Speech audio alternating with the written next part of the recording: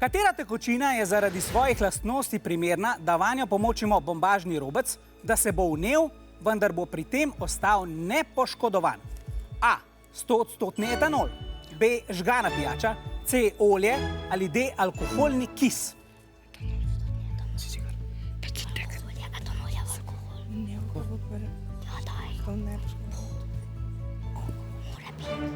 In dobili smo dvakrat odgovor A, 100% etanol. Ja, spet smo malo pri alkoholu, prej smo imeli vino, zdaj pa druge, seveda ne pijače, no, naj nihče ne pije 100% etanola. Vijoličasti, zakaj ste izbrali 100% etanol?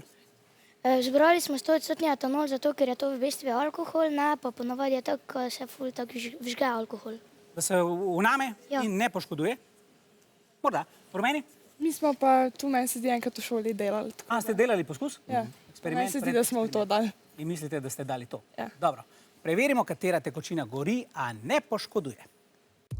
Najprej opozorilce, prosim, tega ne počnite doma ali pa če že v spremstvu staršev. Tale robec namočim v žgano pijačo, ga odcedim, takole, in ožamem in dam v naslednjo posodico. Potem pa ga bom v prisotnosti gasilca, ki je za kamero, prižgal. Še prej pa seveda nekaj varnostnih naprav, kot so rokavice, pa tudi očala sem dobil, tako da sem kar vesel, da bom takole varen. S prijemalko prijemam naš robec, ga dvignem in prosim režijo, da zatemni studio, da se bo tale plamen dobro videl. Takole.